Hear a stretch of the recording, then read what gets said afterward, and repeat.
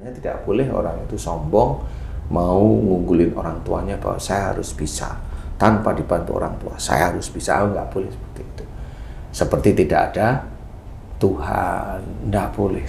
Seorang Muslim tidak boleh seperti itu. Makanya anaknya seperti itu.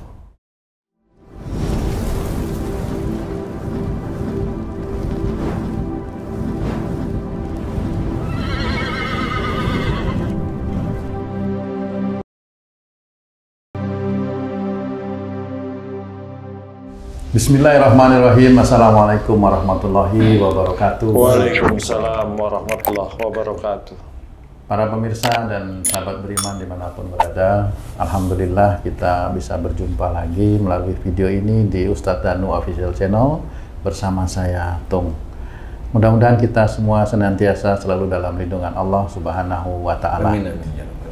Kali ini kita akan mengaji lagi bersama guru kita Pak Ustadz Danu yang sudah hadir di sini bersama kami. Assalamualaikum Pak Ustadz. Waalaikumsalam warahmatullahi wabarakatuh. Alhamdulillah. Assalamualaikum Bang Ji. Waalaikumsalam Pak Tung. Pak Ustadz, Bang Ji, kali ini kami akan bertanya, nanti mohon pencerahan mengenai satu kasus penyakit yang banyak sekali Pak Ustadz terjadi di masyarakat kita. Itu ada yang penderitanya anak kecil, ada yang sudah dewasa. Autis Pak Ustadz. Jadi autis ini ada macam-macam yang kami pernah lihat atau tahu. Ada yang gerakannya ini, ada yang autis itu diem aja, nangis, diem, gemetar. Nah, kami mohon pencerahan Pak Ustadz, kira-kira penyebab penyakit autis itu yang berhubungan dengan akhlak itu bagaimana? Mohon pencerahannya Pak Ustadz, monggo. Ya. Bismillahirrahmanirrahim. Assalamualaikum warahmatullahi wabarakatuh. Waalaikumsalam warahmatullahi wabarakatuh. Amin, amin, ya rabbal alamin. Jadi memang autis itu memang kejadian yang istilahnya itu kekurangan di dalam bersosialisasi. Tapi kalau dari sisi akhlak, insya Allah menurut saya sudah ketemu menurut saya. Alhamdulillah. Jadi beberapa ya anak-anak autis itu alhamdulillah sudah menuju ke arah normal ya. Jadi beberapa terapi sudah menunjukkan ke arah normal. Autis itu insya Allah disebabkan karena persoalan si orang tua si adik yang kena autis dengan kakek atau neneknya si adik yang autis. Jadi itu persoalan dulu ada. Persoalannya bagaimana? Nah, autis ini si anak itu tinggal dia jalan gini, nggak bisa bicara, gerak terus, nggak bisa bicara, aktif. Nah, kalau gerakan seperti itu, gerak terus, aktif, kemudian nggak bisa ngomong. Nah, biasanya dulu salah satu orang tuanya si adik yang autis yang seperti tersebut, ini ada pergerakan yang kuat, kemudian tidak bisa bicara, ya.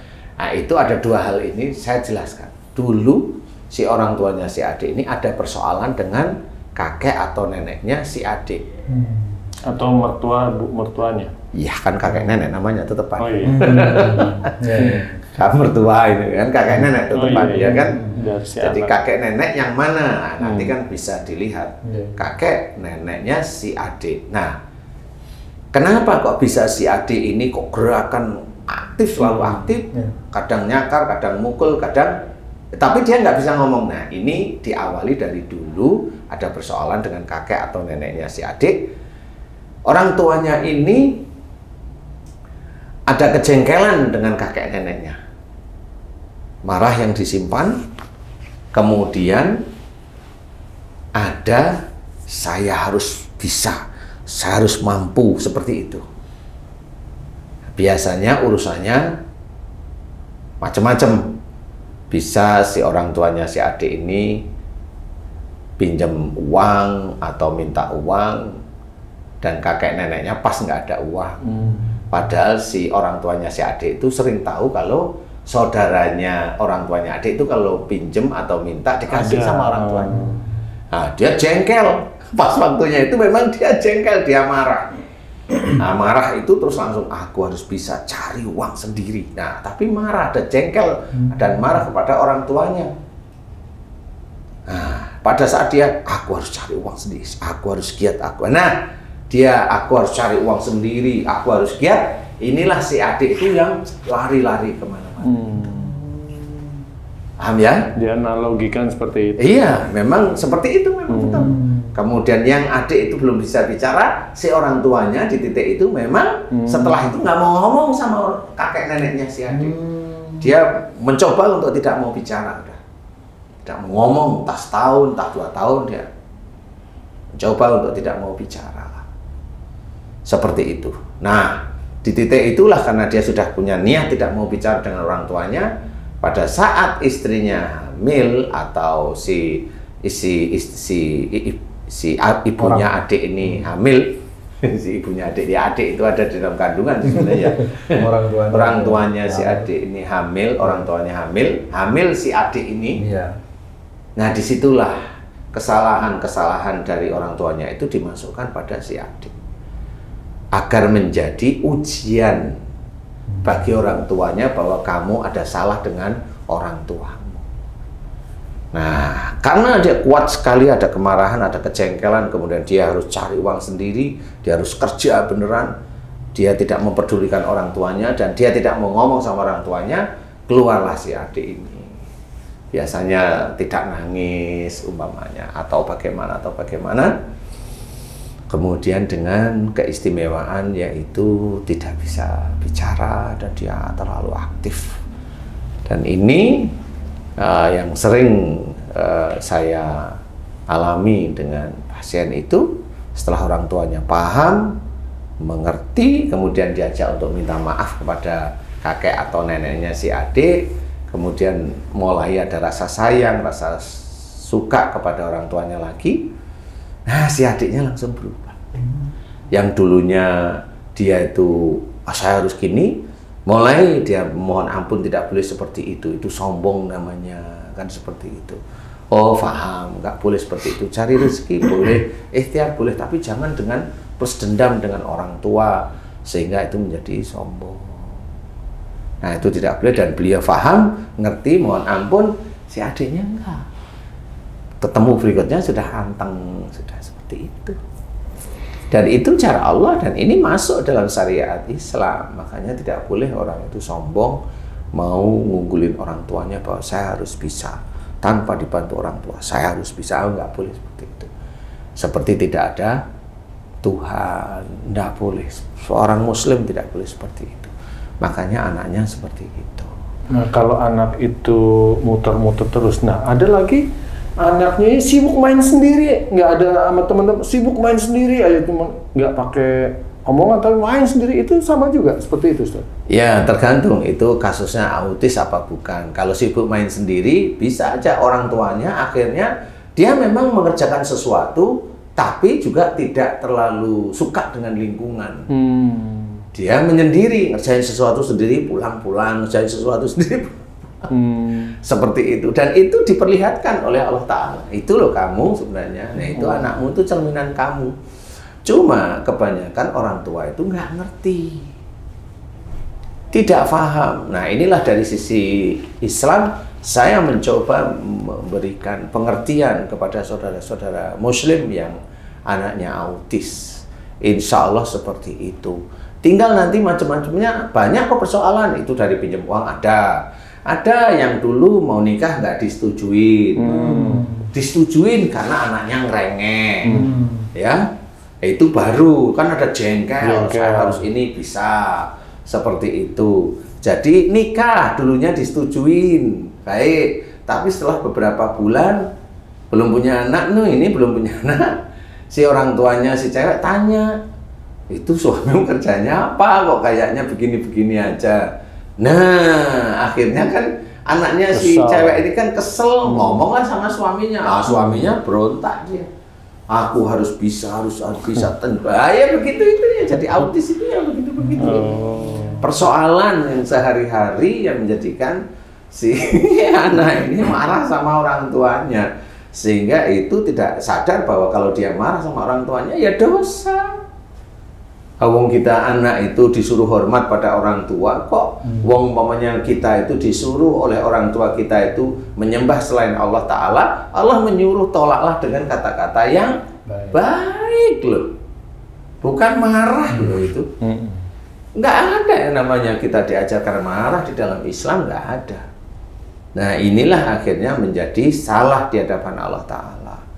Nah kebanyakan orang Muslim kalau salah, kebanyakan nih tidak paham dan dia tidak akan tobat kepada Allah Ta'ala. Sehingga bisa aja anak yang pertama lolos dia, anaknya normal, anak kedua bisa. Anak yang pertama lolos, kedua lolos, tapi kedua udah mau-mau nih. Yang ketiga jadi beneran. Seperti itu, jadi autis beneran. Nah, disinilah sebenarnya Allah itu mau memberikan peringatan kepada hamba-hambanya yang Muslim.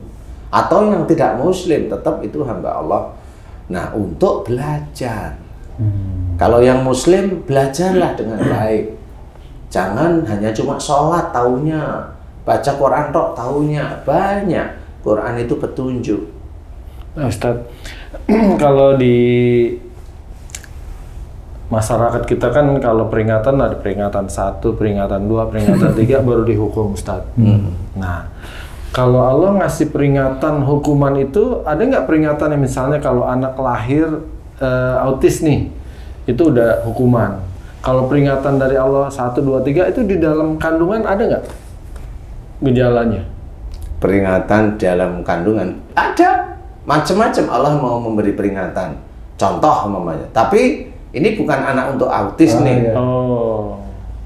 Contoh banyak. Kalau umpamanya Kelilit tali pusar. Kelilit tali pusar lehernya umpamanya. Nah, ini si ibunya biasanya kalau ini ibunya rata-rata persentase besar nih ibunya itu kalau ada masalah cenderung emosi. Nah, itu kelilit tali pusar. Sudah dalam kandungan sudah ditunjukkan. Nah, itu ditunjukkan sebenarnya. Emosi dia seperti itu. Jadi kalau ibunya panas, marah, menyimpan marah, ketuban itu agak kering, sebenarnya itu sudah ditunjukkan oleh Allah Ta'ala. Tapi kan manusia Muslim itu, manusia Islam itu nggak ngerti. Yang begitu itu apa, nggak tahu. Karena memang selama ini dari ke atas memang nggak pernah menceritakan tentang itu. Gitu. Jadi kalau ibunya panas, kenapa? Kalau mamanya suaminya itu ini, jadi dia panas, diem. Nah itu ketuban, air ketuban itu bisa kering. Menguap ya? Iya, menguap seperti itu. Tapi kan dehidrasi. Ya. Nah, dokter sendiri, dokter kandungan ya nggak ngerti ini kenapa. Ayo gizinya ditambah, malah melempung badannya gemuk kan gitu. Nggak bisa. Kemudian bayi yang dilihat timbangannya kurang karena dokter itu kan punya kira-kira sekian bulan, sekian minggu itu kan beratnya kira-kira sekian kan gitu. Nah, ini dokter itu mamanya, loh ini bayinya nggak naik-naik, kenapa? Lah itu memang betul, itu dari Allah Ta'ala, tali pusarnya itu dikunci oleh makanya nggak bisa masuk. Seperti itu pandainya Allah sebenarnya, sehingga bayi nggak berat. Jadi itu kenapa? Karena ibunya kalau diberi nasihat nolak seringnya. Dan ini benar terjadi. Wah, habis dikasih tahu ibunya mau normal ke anaknya, nanti beratnya normal insya Allah. Dan inilah yang terjadi. Itu keajaiban dari Quran. Ya. Kenapa? Ya insya Allah kalau saya cerita, ini saya meneliti sebenarnya dari Quran sehingga bisa saya berikan. Ayolah kembali ke jalan Allah. Jadi tidak kembali ke jalan Allah itu. Ayo sholat, bukan itu aja. Tinggalkan musik, enggak seperti itu aja. Ayo hijrah, enggak seperti itu aja. Banyak yang harus dikerjakan seperti itu. Kembali ke jalan Allah Ta'ala, jangan ngecek orang lain, itu kembali ke jalan Allah. Iya, benar. Jangan gibah, itu kembali ke jalan Allah. Jangan marah, itu kembali ke jalan Allah. Itu hijrah itu setiap hari seperti itu. Nah, bukan terus hijrah itu terus sholatnya tekun, enggak, hanya itu aja, banyak hal. Seperti itu, kembali ke jalan Allah. Dulunya enggak hobi sedekah, dia kembali ke jalan Allah, mulai hobi sedekah. Seperti itu kembali ke jalan Allah. Itu hijrah namanya. Seperti itu. Jadi nggak terus dia langsung tekun sholatan. Enggak. Dia malah baru belajar sholat di situ. Bener ya? Iya, tapi nggak apa-apa itu lewat sholat karena dulunya kan malas, dulunya dia itu merasa hidupnya. Iya, silakan. Tapi biasanya hati-hati loh ya, nanti habis hijrah itu biasanya kesulitan itu muncul. Biasanya kesulitan muncul, apalagi hijrahnya itu dengan nafsu. Itu kesulitan muncul itu cepat sekali biasanya. Terutama dari segi ekonomi. Iya, kesulitan muncul itu biasanya dari sisi ekonomi biasanya, seperti itu. Jadi nggak apa-apa, silahkan, karena sama. Kalau momennya saya ditanya, Ustadz pernah seperti itu? Wow, ya pernah lah, seperti itu, pernah. Jadi kesulitan itu ya pernah, tetap pernah. Cuma ya nggak perlu diceritain aja lah, ya. Mudah-mudahan ini bisa menjadi gambaran gimana seorang adik itu autis, kurang lebihnya seperti itu. Jadi orang tua itu saya harus bisa, saya harus kerja keras sambil jengkel sama orang tuanya. Kalau nggak bisa ngomong, dia menutup mulut untuk tidak mau ngomong dengan orang tuanya. Insya Allah ditanyain bener kok. Insya Allah. Saya sudah hafal. Pasien saya yang autis banyak, orang tuanya ya cengar-cengir. Akhirnya ya paham, iya emang saya begitu dulu. Selesai. Kembali ke jalan Allah sekarang. Nah itu hijrah namanya. Ayo kembali ke jalan Allah. Kalau anak itu mau mulai dinormalkan terus sama Allah, kembali jalan Allah. Nah kebanyakan alhamdulillah sudah mulai normal. Kecuali yang penyakit-penyakit yang ngeri loh ya, yang ngeri itu sudah rusak otaknya semua. Nah ini saya ya, saya bukan Tuhan, jadi ya ada proses yang harus dikerjakan beneran kepada Allah Ta'ala, seperti itu.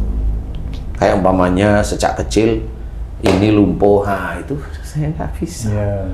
Itu saya bukan Tuhan kalau yang seperti itu. Jadi kembali boleh, hijrah boleh, sehingga dia kembali ada di jalan Allah sehingga tidak melakukan kesalahan, boleh. Tetapi kalau si adik sudah seperti itu, saya nggak tahu, ini keajaiban aja. Kalau memang itu nanti betul-betul mohon ampunnya beneran serius, ya mudah-mudahan adik bisa jalan. Kalau lumpuh dari sejak dari kandungan ya seperti itu, dan itu ada kok yang seperti itu ada. Jadi orang tuanya meminta untuk melakukan sesuatu, dia tidak kerjakan seperti itu dengan kekakuannya. Akhirnya ya ada salah satu anaknya yang lumpuh, padahal orang tuanya itu meminta terus-menerus, nggak cuma sekali, terus-menerus, tapi dia tidak melakukan dengan kekakuan. Nah itu bisa dilumpuhkan oleh Allah Ta'ala, kan bahaya jadinya. Nah disinilah cara kita belajar. Ayo sebelum anggota keluarga kita itu terjadi sesuatu yang tidak kita inginkan, ayolah kita ada di jalan Allah, berbuat baik terus-menerus, sholat jangan ditinggalkan, baca Quran ya harus. Kemudian kalau puasa ya puasalah di bulan Ramadan. Mau tambah sunnah silahkan, mau tambah sholat sunnah silahkan. Berbuat baik itu juga kewajiban yang harus kita kerjakan sebagai seorang muslim, insya Allah. Wallahu a'lam. Alhamdulillah penjelasannya Pak Ustadz, waduh dalam banget nih. Jadi ya, Iya. Masya Allah, terima kasih banyak Pak Ustadz. Sahabat beriman dan para pemirsa dimanapun berada, demikian tadi pencerahan dari guru kita Pak Ustadz Dahnu. Jadi yuk kita mulai sekarang, terutama kita nih Pak Haji ya, merubah perilaku, karena musibah dari perilaku buruk kita bukan hanya nanti menimpa kita saja, tapi bisa menimpa anak keturunan dan keturunan kita. Masalah seperti itu Pak Ustadz ya. Iya, dan itu nanti dipertanggungjawabkan di akhirat. Jelas dipertanggungjawabkan. Makanya jangan main-main dengan akhlak. Kenapa kita disuruh mencontoh akhlak Rasul? Karena memang Rasul itu kan dilahirkan makarimul akhlak sebenarnya. Jadi untuk menyempurnakan akhlak seperti itu. Baik, terima kasih. Terima kasih sahabat beriman dan para pemirsa dimanapun berada atas perhatiannya. Semoga Allah memberikan kemudahan untuk semua urusan dunia dan akhirat kita. Billahi taufiq wal hidayah. Assalamualaikum warahmatullahi wabarakatuh. Waalaikumsalam warahmatullahi wabarakatuh.